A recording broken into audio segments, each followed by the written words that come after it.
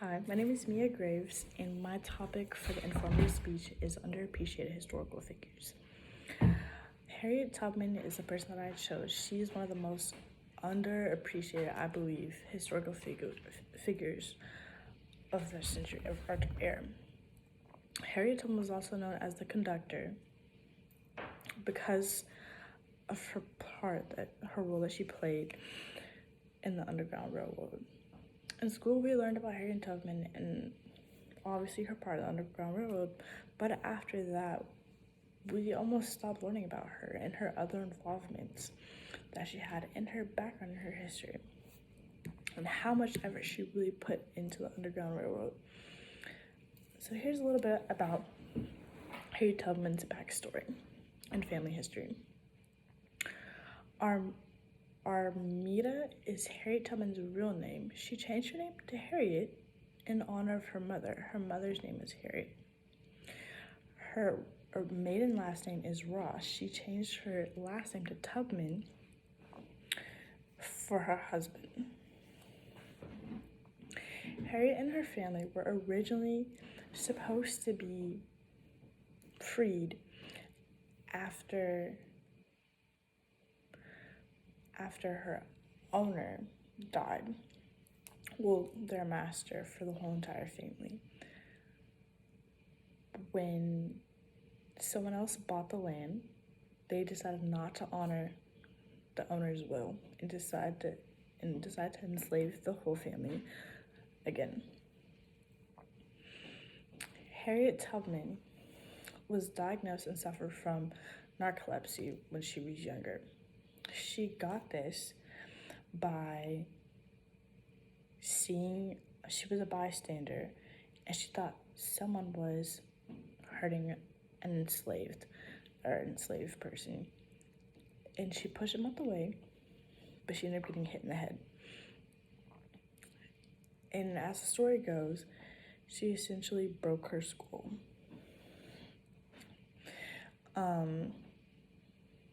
So with her having narcolepsy, which is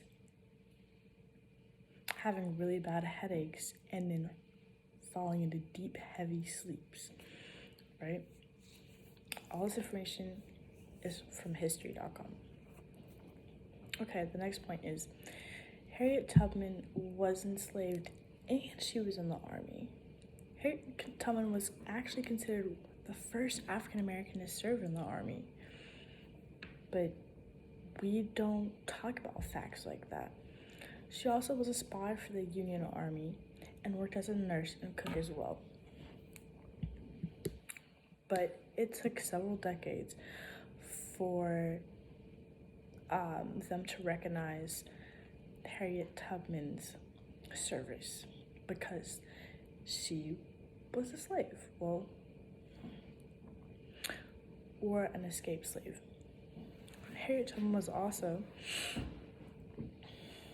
as we all know, the conductor of the Underground Railroad. But there's a big process. There's actually a multi-step process to how the railroad went. First, she had to enlist help from other people. So either other slaves, she enlisted help from them, and also from escaped slaves, from free black people. She also enlisted their help as well. And with their help, she was able to make work. She couldn't do it all on her own. She also had to figure out the timing, when to move the slaves and when she could move and come back and forth. She also had to do a lot of hiding and wear a lot of disguises. Her and other people had to disguise themselves as other slaves working on the property or wherever they were, so that people wouldn't know that they were escaping and trying to become free. She used secret pathways and used the North Star to guide her. And she also talked in code. They had a certain code that they used to communicate about trying to become free or the Underground Railroad.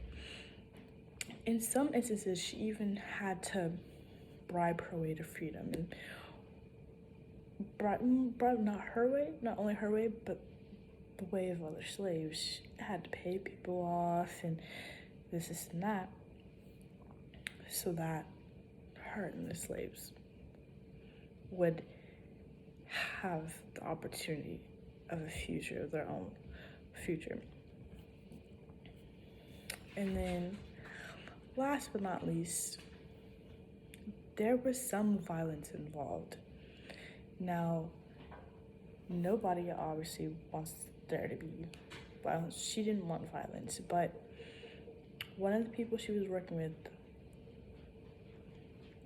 one of the abolitionists she was working with, believed that violence was needed. He basically wanted to give the masters a taste of their own medicine while they were on their way out leaving. And the last thing that is very important that people should know, which I don't think a lot of people know, is that Harriet Tubman was never caught, and she never lost anybody at all. No one was killed, no one was taken away. She did this all successfully. And that is why Harriet Tubman, in my belief, is underrated and overlooked as a historical figure.